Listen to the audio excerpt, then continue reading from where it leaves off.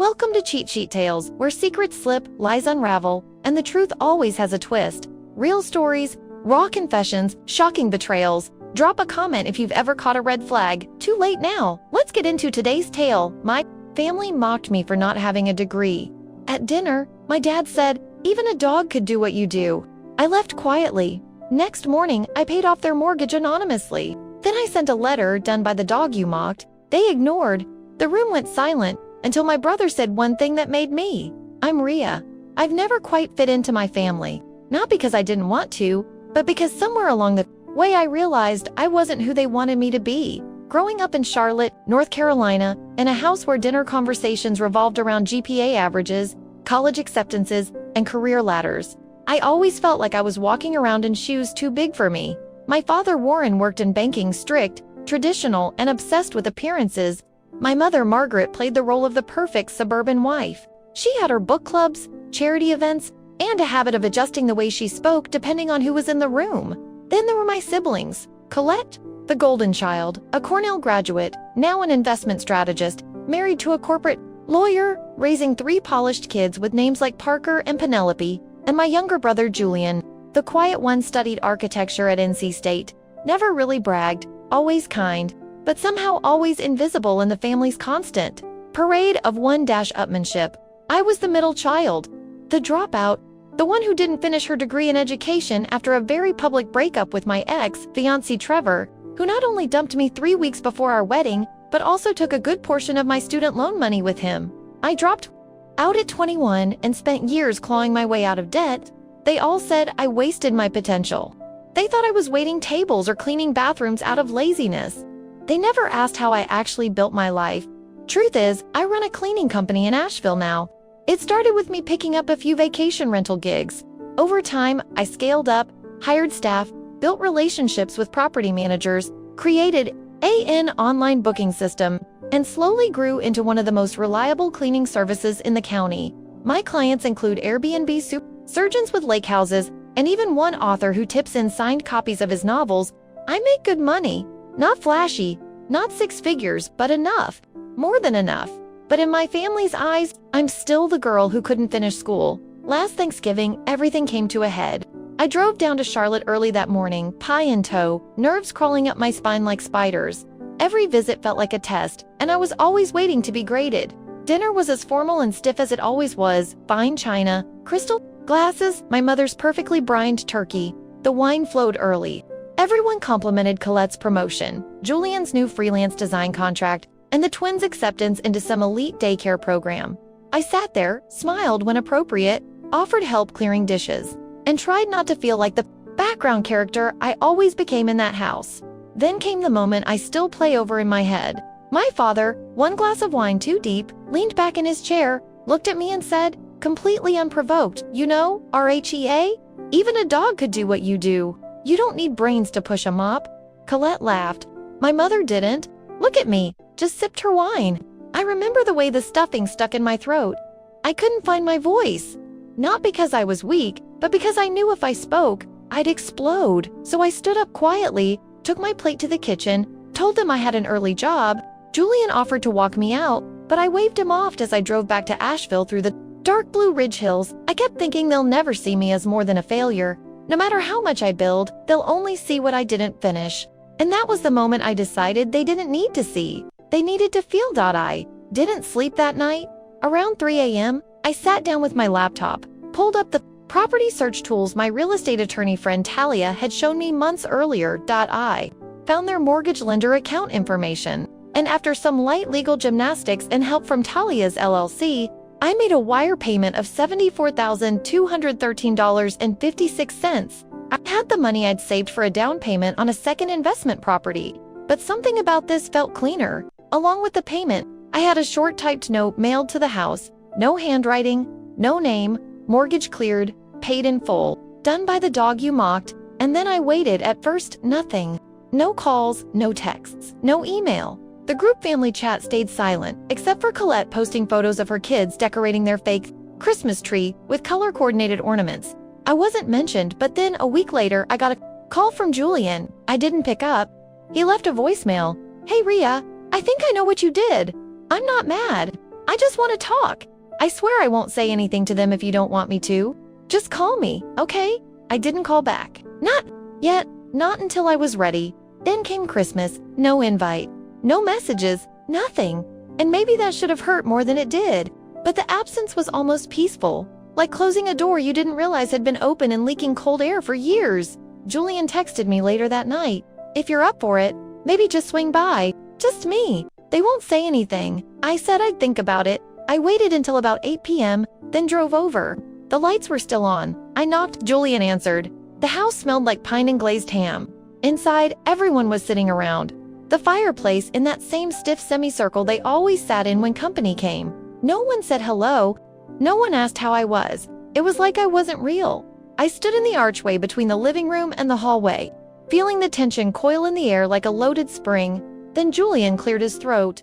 You know, it's kind of funny. All this talk about who's doing what with their careers. But the only reason we're sitting in this house debt-free right now is because someone without a degree decided to pay it off. The room froze. My father stared straight ahead. My mother blinked like someone had snapped her out of a trance. Colette looked like she'd swallowed a lemon. Dad finally said, that wasn't necessary. Julian didn't back down. Neither was the dog comment. And then silence. Not the tense kind, the hollow kind. I turned around and left. No one followed, not even Julian. But I knew in that moment I had said more by leaving than I ever could by staying. I didn't go home. Right away, I stopped at a small diner off I-85, one of those places with cheap coffee and the kind of servers who call you. Han, and don't ask too many questions. I ordered eggs and sat in a corner booth while the taste of my father's silence still lingered. Like acid in my chest, they knew. They knew exactly what I had done.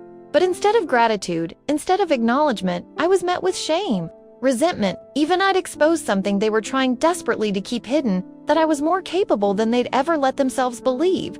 The next morning, Julian texted. I shouldn't have said anything in front of him. I just couldn't take it anymore. I told him it was fine. I meant it mostly.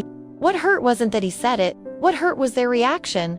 The weeks after Christmas were oddly quiet. No birthday card from my mom in January, which was a first. No check-in texts from Colette about getting together soon. It was as if I had stepped out of their shared delusion. And now they were trying to patch the hole I'd left in the family photo with silence. And I'll admit, there was a part of me that regretted the whole thing. Not because I paid off the house, but because I thought, deep down, that it might finally open a door.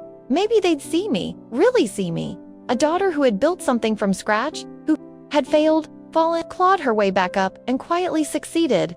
But the truth is, some people would rather rewrite his story than admit they were wrong. 2 months later, I got an envelope in the mail, no return address, but I recognized my mother's handwriting before I even opened it. It was short, tight cursive, the kind that looked like it was written with tension held in every letter. Ria, we are aware of what happened to the house. While we understand your intentions, it was inappropriate. Your father and I are not in need of charity, nor do we accept it. We ask that you refrain from further financial gestures in the future. Margaret. No thank you, asterisk. No, we're sorry. Just a sterile attempt to reassert control. I didn't cry. I just placed the letter down on my kitchen counter, poured myself a glass of wine, and laughed. I laughed. The kind of laugh that carries years of wounds stitched shut with resolve. Because who does that? Who receives the gift of financial freedom and sends back a complaint? And yet, that was exactly the kind of people my parents were. More offended by the implication that they needed help than grateful for the help itself. I started to move on. My business was growing faster than I could manage on my own. Asterisk, I hired 2 new employees, one of whom, Sky, had been in and out of shelters for years. She just needed someone to give her a chance. She reminded me of myself. At 22, scrappy, angry at the world, but sharp. She worked hard. I gave her more hours, then trained her to handle bookings and client follow-ups. Asterisk, we talked often during late night drives to last-minute cleanings, and one night she asked me, do you ever think about just cutting them off? I hesitated. I think I already did. You don't talk about them like they're strangers, she said. You talk about them like you're still waiting for them to come around. That one stung because she was right. I kept saying I didn't care what they thought, that I had no expectations, but somewhere in me, the child who wanted her mother's kindness was still curled up, waiting for a nod that would never come. Spring arrived, and with it, another invite from Julian, this time for his 30th birthday. It wasn't a family event, just a small gathering in Asheville. He was renting a space near the River Arts District and wanted me there. I don't want them to come, he told me. Just friends. People who get it, I agreed. That night, something shifted. We sat around a fire pit. Julian had invited people from all corners of his life, co-workers, artist friends, even one of my taken a liking to him. He toasted halfway through the evening and said, I just want to thank Rhea, not just for being here tonight, but for being the only one in our family who figured out what actually matters. The group clapped. I blushed, but more than that, I felt seen. Later, when we were alone packing up empty drink cups and folding chairs, he looked at me and said, I know it doesn't fix anything, what they said, what they didn't say, but I need you to know something. I waited. You didn't just pay off the house. You paid off a piece of our family's arrogance, and that's why they can't forgive you. I sat with that for a long time because he was right to them. My gesture wasn't kind, it was humiliating. Proof that their picture-perfect hierarchy had cracks, that their lesser child had managed something greater than any of them, and instead of being proud, they felt exposed, and maybe that was the point. Maybe I wanted them to feel that exposure, to squirm in the silence they created every time they diminished me. But I also wanted closure, not revenge. Not really. I wanted to stop being the ghost at their table. That summer, I finally took the vacation I had been postponing for years. I flew to British Columbia, stayed in a lakeside cabin with no WIF on, journaled every morning, coffee in hand, the smell of cedar filling the air, and as I sat by the water one morning, watching the sun rise over the tree line, I thought to myself, they can keep their silence. I found my peace, but of course the story didn't end there, because sometimes the universe has one more twist. It was late August when Julian called me again. I was on my way to meet a new vacation rental client just outside of Black Mountain when his name lit up my phone. I let it ring through to voicemail. He almost always left one, and sure enough, by the time I pulled into the gravel driveway, the notification blinked. I pressed play. Hey, I know things have been quiet, but you should know. Dad had a fall. It wasn't terrible, but enough to shake him up. He's a Presbyterian. Mom's been circling the wagons, and Colette's in full-on command mode. Just figured you'd want to know. No pressure. I sat in the car, AC blowing too cold, sun bright, windshield dirty, and all I could feel was that complicated old pull. It wasn't guilt. Not exactly. It was more like duty. Like a muscle memory I didn't want to flex. Later that evening, I found myself parked outside the hospital in Charlotte. I hadn't told anyone I was coming. I hadn't even brought flowers or a card, just my keys, my phone, and a bag of sour candy I'd picked up at a gas station. Old habit. My dad used to sneak them into his suit pockets during church when we were little. The hospital lobby smelled like lemon cleaner and anxiety. The woman at the front desk gave me his room number without question. When I walked into the room, the air got thick. My mother was perched in the corner chair, reading something on her Kindle. She didn't look up. Colette stood by the window, arms crossed, like she was managing a boardroom. My father lay in bed, eyes closed, a bruise blooming purple across his temple. I paused just inside the doorway. Colette turned first. You didn't need to come, she said flatly. I didn't come for you, I replied. Before I could stop myself, my mother finally looked up. He's sedated, she said. They'll discharge him tomorrow. I nodded. My eyes moved back to the man in the bed. He looked smaller than I remembered. Not physically, he was still a tall man, but diminished, vulnerable in a way I wasn't used to seeing. His hands looked pale, his mouth slack. He fell in the driveway. Colette added, didn't call anyone. Neighbor found him. I wanted to ask why no one had checked in on him. Why no one had noticed that he wasn't answering calls or emails. But I didn't. It wasn't my place anymore. A PPARENTLYI stayed for less than 10 minutes. Neither of them offered me a seat. I didn't expect them to. As I turned to go, my mother said something that made me pause. Don't mistake proximity for forgiveness. I turned to her, heart suddenly thing in my ears. I don't want forgiveness, I said quietly. Just the truth. She didn't answer, and I didn't wait. A week passed, then two. Julian kept in touch, letting me know Dad was recovering slowly, that physical therapy had been scheduled, and that Mom had hired a part-time home nurse, despite pretending they didn't. Need help then? One day, he texted me a photo, just a simple snapshot. Their front porch, a small box sitting beside the door with my letter in it, the one I'd sent months ago, the one that said, done by the dog you mocked. It was crumpled. Coffee-stained. Like it had been shoved in a drawer and forgotten. Then rediscovered during a spring cleaning binge. Julian had written under the photo, Found this in Dad's desk drawer. He kept it. I didn't reply, but later that night I sat on my porch with a blanket around my shoulders and read through some old journal entries, ones I'd written years ago, when I was still scrubbing Groutland, worrying whether I'd make rent. Back then, I wrote a lot about needing to prove myself, about hoping they'd eventually see I wasn't a failure now. Reading those same words, they didn't feel like mine. Anymore, I wasn't that girl. I didn't need to be seen.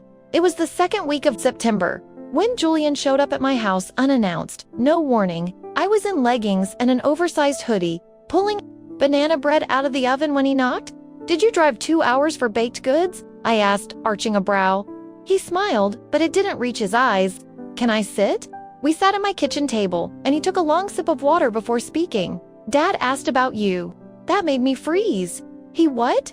Julian nodded. "Said he wanted to talk to you. Said he regretted some things." I didn't know what to say. I wasn't sure I believed him. "He's not dying," Julian added quickly. "Don't think it's some deathbed confession thing. He's just quiet, different like the fall. Knocked something loose besides his pride." I folded my hands in my lap. "I don't know if I want to talk to him."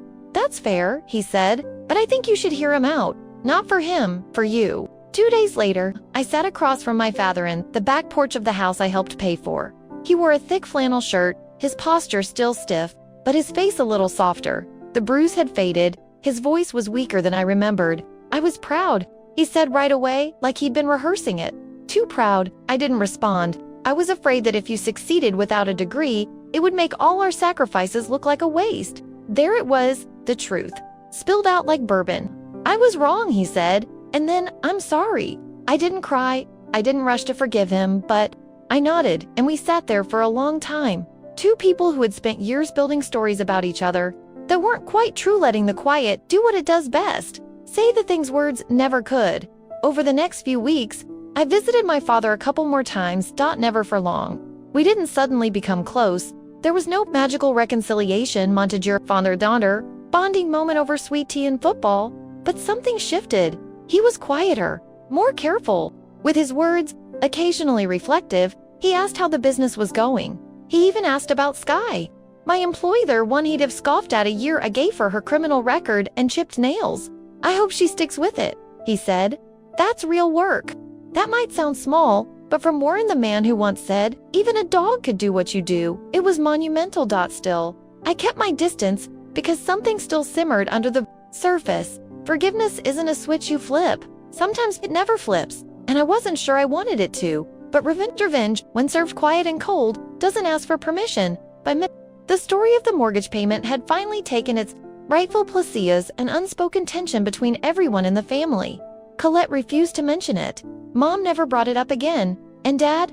Well, I don't know what he told himself to sleep at night, but I had the feeling that the bruise on his ego hadn't faded quite as fast as the one on his forehead. Still, no thank you, no real acknowledgement. So I decided to leave them with something they couldn't ignore. My family was very involved in their country club, the Glenbridge Club in Charlotte. Golf tournaments, charity galas, the whole facade, and one of the events coming up in November was a public recognition bank. Longtime members were honored for their community contributions. My parents were being recognized for financial stewardship and long-term neighborhood investment.